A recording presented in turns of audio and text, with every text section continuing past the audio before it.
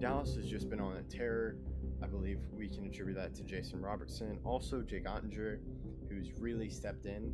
Yeah, so we can compare a rookie QB to a toddler. Hayward's absence for this game will be significant, and I wouldn't be surprised if this game turns into a blowout as of late. The Golden Knights just can't pull it. I really think the Avalanche are determined this year. They made so many moves and grabbed so many guys that they have to win a championship or at least make the finals. They were on our championship and bust. The same self, the only year he won an MVP was the year he cheated, which really should put something against that MVP. But Yeah, and as a Cowboys fan, I have learned how dangerously good Aaron Rodgers has been with he can just thread a pass. Hello, I am Ruby Ackerman, and you are listening to Outsider's Opinion with Kevin and Austin. What's up, y'all? Welcome to our NFL Opinions of the Week. I am Kevin. I am joined by the man who also had a team. Former wide receiver for his team was traded to New York. And I do forget, Buffalo is also in New York. I just kind of view it as a separate entity, but it is New York. So we're talking about both those moves. And the man I am referring to is Austin. Yeah, so Davante Adams to the Jets, and then the other New York team being Buffalo, who got Amari Cooper. I guess technically the Jets aren't in New York, but they're called New York, so we're gonna count them.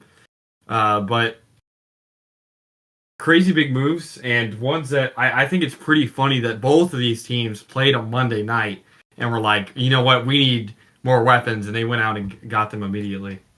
Yeah, I had that same thought as well. It was, I wonder, because the Bills won, but I'm like, they must have seen something to where, okay, we need a wide receiver.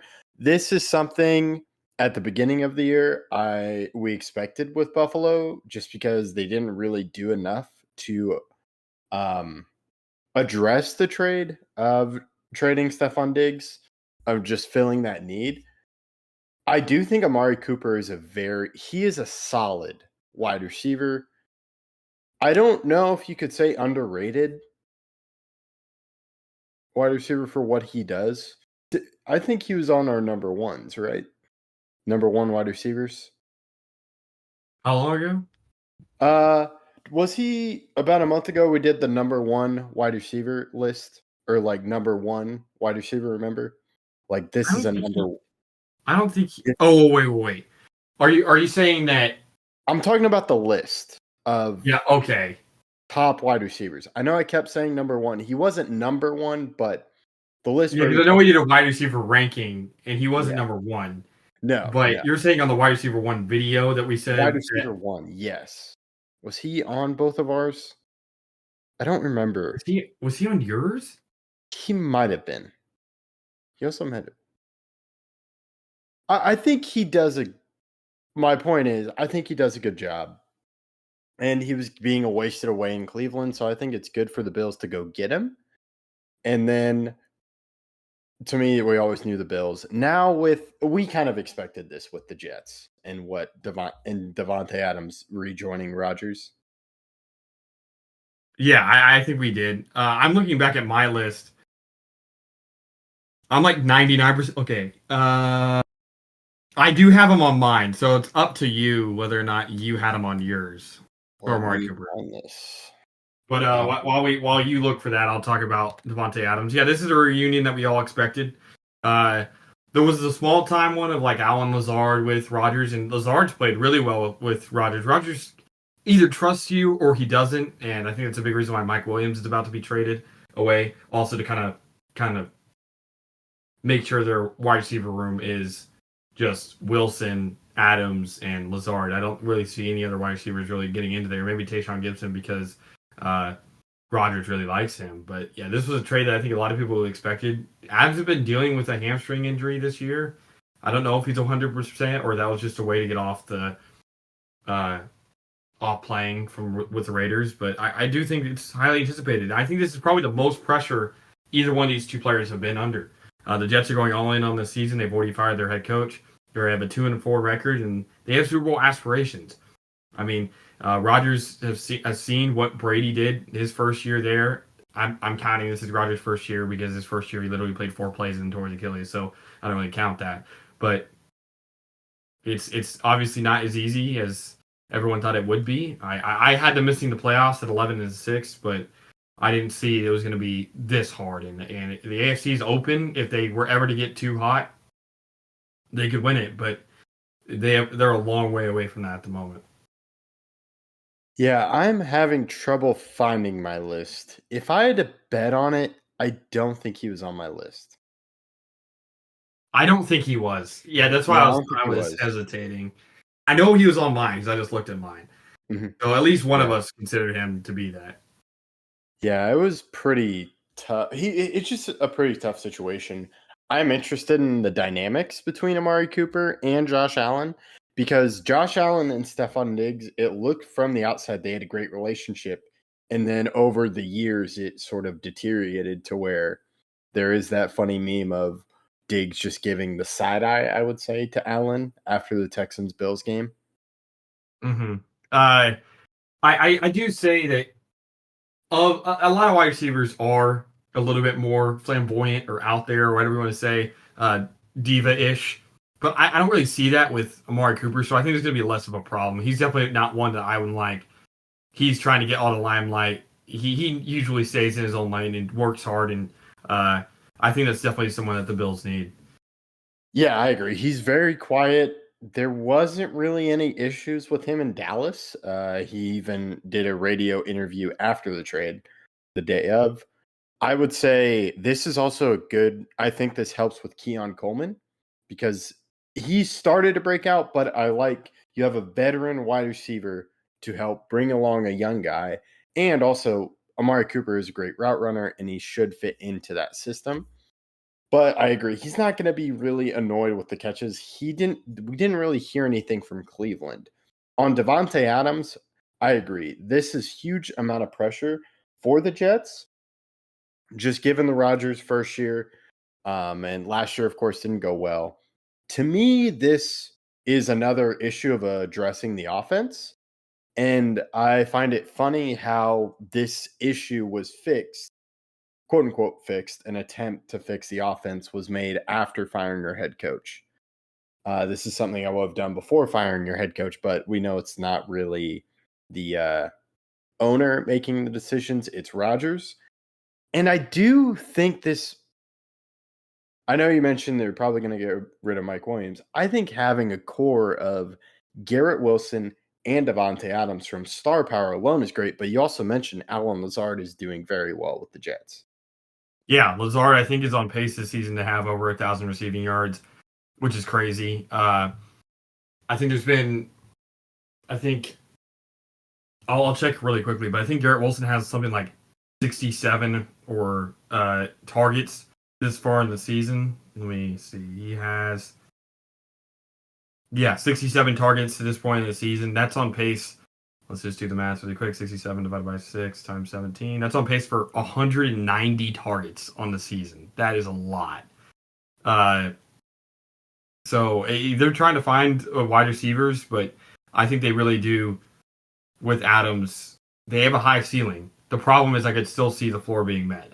Adams is 32, has been dealing with some injuries, and nothing's really been clicking in New York at this point. You don't really see the 2-4 record with losses to the Broncos, with losses in games that they should have won as something that's encouraging. But here they are, and they got to start winning now. They played the Steelers this week on Sunday night at Pittsburgh, and Pittsburgh is considering starting Russell Wilson. So we'll see how that works out. But this is a huge week for them, and they really have to start figuring it out soon because the Bills are going to be a tough matchup for them if they want to win the division.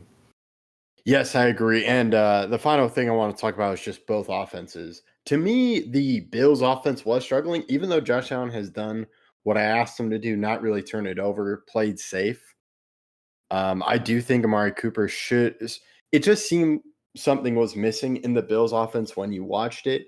They just didn't have enough. I would say they're not going to be a lights off offense, in my opinion, with Amari Cooper. But to me, they're going to be, I would say, efficient offense, especially if Allen continues not to turn the ball over. So I think this would this addresses some of the concerns I had with the Bills. I want to see what it looks like with Amari Cooper. I feel differently about the Jets situation. I'm not sure, even though I don't know how you stop both those wide receivers, even that trio of wide receivers. But the Jets offense to me just seems like there's more that needs to be fixed than just adding a wide receiver. Even if that wide receiver is Davante Adams. You mentioned the age. I think he's still good for one more year, maybe 2 more years. But I'm not. If you're the Jets, you're not really concerned about next year, just given Rodgers and everything that is happening. Yeah, I mean, I completely agree. And like I mentioned the Brady comparison, and this is definitely something that I know is in the back of his mind. I mean, he went into the cave for however many days in the darkness chamber to try to make his decision, and it's obviously not gone to plan. And how much can you keep feeding into it before it's just detrimental to the future of the franchise? Because they're not going to get those picks back that they traded. And I would say, surprisingly, those picks, a 3rd-round pick for a starting wide receiver, is pretty good to me. But do you see this fixing the Jets' offense for the Davante Adams trade?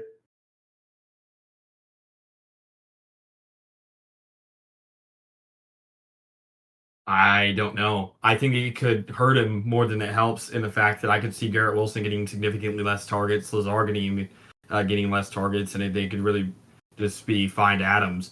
And at that point, they can just become one-dimensional. I also think this kind of eliminates some of the other guys they were trying to get into the offense, but I can see it. Obviously, it depends on Rodgers. It really does. And I don't really know. Again, I think a lot of people were. Again, I always compare this to Brady because Brady brought in Gronk, while Rodgers went for obviously Adams. And while I do think Adams is better than Gronk at that point of the career, Brady didn't only look at Gronk. He was able to incorporate Mike Evans and Chris Godwin and other receivers. Will Rodgers be able to trust the guys that they obviously haven't been able to win games with? I know we already trust Lazard, but does that mean that Garrett Wilson's the odd man out? Because you can't really, if you don't utilize his talent, it's kind of like you didn't make a trade. It's just like you have Garrett Wilson already, but don't have Davante Adams because they're just flopping the roles. Where I think for them to become a truly great offense, they will have to utilize all 3 of their wide receivers. Obviously Adams that they just got, and the 2 guys they've already had.